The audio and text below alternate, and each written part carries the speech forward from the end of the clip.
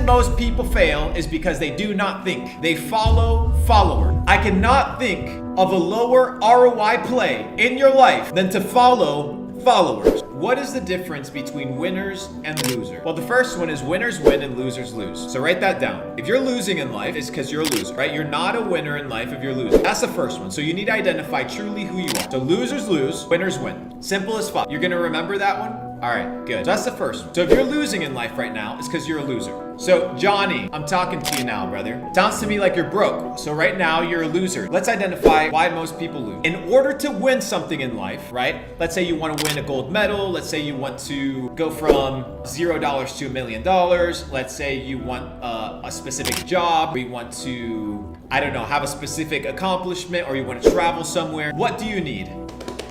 One simple thing, a goal. Most of you guys are out here walking around like accidents. You have no goals in life. Zero goals. Johnny, what is your goal in life, brother? Do you have a goal? Most people are like, well, I want to get rich. Okay, well, how rich? Well, $10 million would be enough. Well, is it enough? For what? Why do you want $10 million? How do you measure money? How do the rich measure money versus how do the poor measure their money? Does anybody know? And cheap versus expensive, right here. What is cheap versus what is expensive? If you go to somebody who's poor and you say, hey, let's go to the Louis Vuitton store. Okay, perfect. Let me go buy $1,000, $2,000 bag, $5,000 bag. A bag would be like $3,000. Some people would tell you that it's cheap. Other people would tell you that's expensive. Why? Because you correlate money with the time and effort that it took you to get it. So if a $3,000 bag took you 6 weeks of work and time, you're going to measure the purchase. It's not cheap or expensive, right? The lingo needs to change. It's, damn, I spent a lot of time for this money. I don't know if I want to spend it on this thing. Now, if you're making $3,000 an hour, what is $3,000? So what you need to understand is that when you earn money, you need to correlate it based on how much effort it requires in time and energy to yield that return. Do you understand? So I'm in the business of optimizing my return on my time. That is the business that I'm in. So I want the biggest output for the least amount of input. But in order to do that, I need to become skilled. If you are not skillful with your time and the value of your time, how are you supposed to have more of it? So a lot of you guys are exchanging your most valuable asset, which is time, for an imaginary asset that is known as money. Most of you guys are expending energy. That's what the system wants, or energy. You're an expenditure of energy, and in return, they'll give you coupons, monopoly. Do you understand? So what you need to do now is it doesn't matter if you're an entrepreneur. It doesn't matter. If you're working 18 hours a day, you need to ask yourself, okay, let's say I make $1,000 and I work 10 hours a day, then my hour is worth $100. That is what your hour is worth. It doesn't matter if you make 30 grand a month. Your hour of time is capped at $100. That is what your hour is worth. So what was the first thing that I did? I said, okay, if I have my own vacation and I work 40 hours a week and I want to make $1 million a year, how many hours do I have to work and how much should my hour be worth